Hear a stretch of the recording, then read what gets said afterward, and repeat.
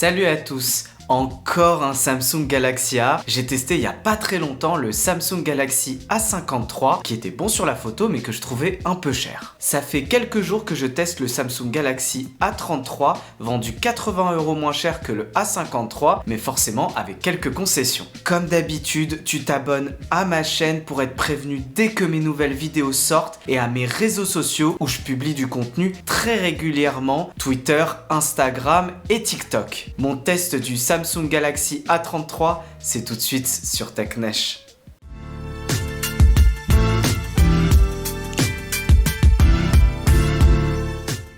Déjà, c'est la première différence qu'on remarque tout de suite, c'est qu'il y a 80€ d'écart entre le Galaxy A33 et le Galaxy A53. Le Samsung Galaxy A33 est vendu 379€, alors que le Samsung Galaxy A53 est vendu 459€. Pour ce prix, ils embarquent tous les deux 128Go de stockage interne et 6Go de RAM.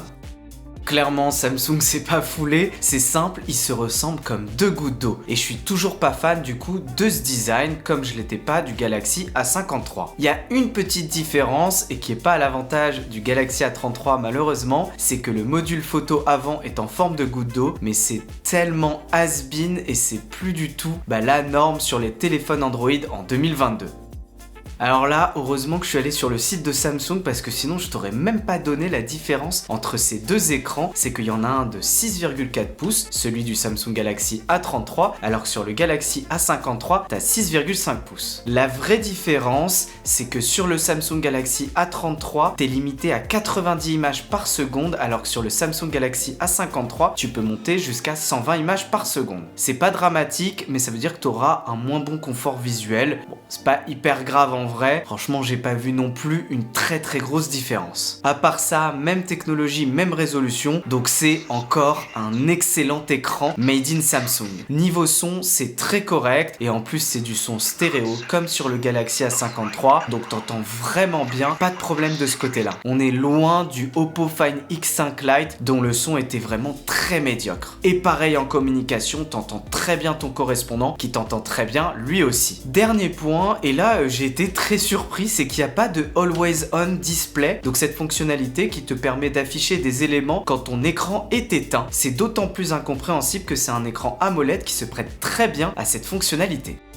À part le fait que tu as 30 images par seconde de moins que sur le Galaxy A53, il n'y a vraiment aucune différence niveau performance. Tu as toujours l'Exynos 1280 que je trouve un peu décevant, surtout sur la partie graphique. Tu as 6Go de RAM, donc ça c'est bien, et 128Go de stockage interne que tu peux étendre avec une micro SD. Niveau interface, là encore, c'est du pareil au même avec Android 12 et One UI 4.1. Et je le redis encore parce que pour le coup, Samsung se différencie vraiment des autres constructeurs et je les félicite pour ça, c'est que tu as 4 ans de mise à jour majeure, donc on atteint quasiment le niveau d'Apple. Et autre point que je trouve bien sur l'interface de Samsung par rapport à ses concurrents, c'est l'écosystème et c'est aussi les applications Samsung Pass et Samsung Pay qui sont plus fournies que celles équivalentes côté Google.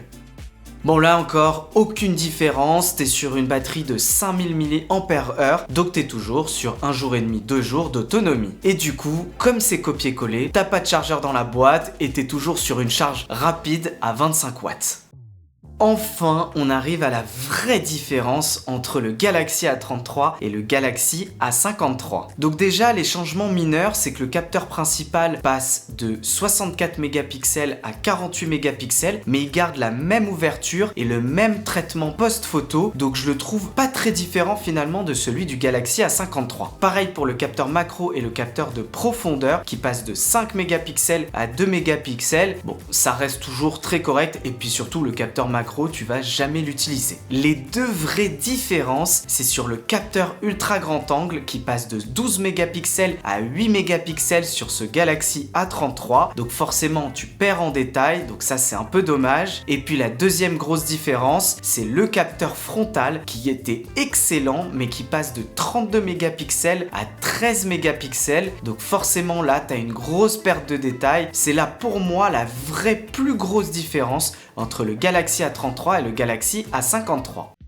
Je ne m'y attendais pas, mais le Galaxy A33 c'est la vraie surprise de cette gamme A de chez Samsung. Contrairement au Galaxy A53, le prix est beaucoup plus justifié sur ce Samsung Galaxy A33. T'as quelques concessions par rapport au Samsung Galaxy A53, mais entre les deux, je vais te faire économiser 80 €, t'achètes le Galaxy A33. Mon test du Samsung Galaxy A33 c'est terminé. Si vous avez aimé ma vidéo, n'oubliez pas de mettre un pouce vers le haut qui se trouve juste en bas de la vidéo. Sinon, vous me le faites savoir en commentaire. La prochaine fois, on aura toujours plus de tech, de mobilité électrique et surtout de gaming. Et en attendant, je vous dis à bientôt sur TechNesh.